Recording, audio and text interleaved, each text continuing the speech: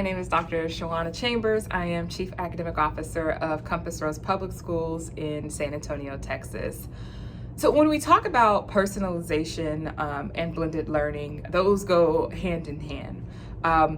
In my experience, both as a classroom teacher and also as a network leader, I have found that in one classroom, we tend to have a variety of needs, of academic needs especially. And so you will in a single classroom have students that are already mastered the grade level content that you're getting ready to introduce. And you'll have a percentage of students who are ready. This is at their instructional level.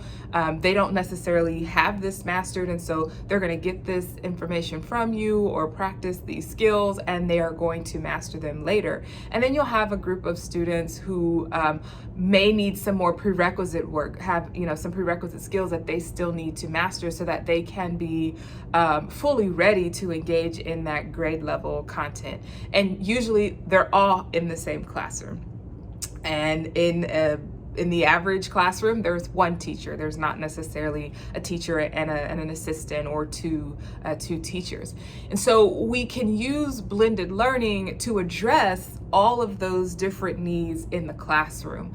That personalization can come from any number of things. It can come from a playlist that you've created that students can decide which of these activities they need to do based on their skill level and how much they need to prepare for that grade level content.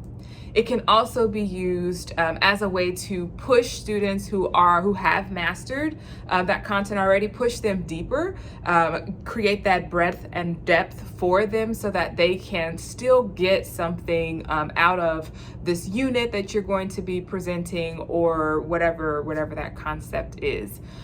Also with personalization, when you use something like a blended station rotation model, it gives you an opportunity as a teacher to do small groups, right? To work with smaller numbers of students, and you can group them strategically so that all of the students that you're seeing at this particular moment are all students who need the same prerequisite skills or who are at the same level when it comes to the content that you're presenting. For example, when we talk about literacy, right, that's a priority for us in our network this school year. And so we are wanting to leverage our tier 2 intervention time, that those academic blocks leverage blended learning stations so that at each station, at each point, you've got some students who are working in an ed tech tool that is geared specifically to, got a learning path for every individual child because they've done a diagnostic.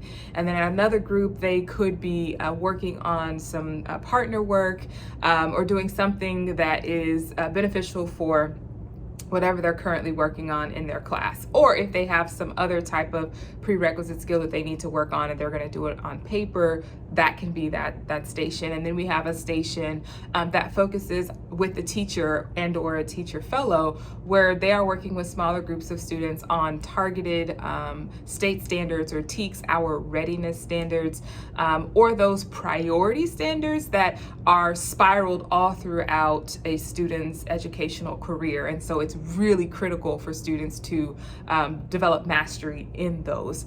But being able to leverage blended learning to do that, to create more time so that teachers can do less whole group instruction and more small group or even one-on-one, that's going to be super critical for us, right? And as we learn to perfect that over time. And as I've said in previous situations, like, this is a process. So this is not necessarily something that we're going to have perfected right away. In general with blended learning, as things change, we shift, we adapt. But blended learning allows us to adapt to the needs of students that are in our classrooms in that moment, especially when you don't have multiple adults to divide and support more in smaller settings.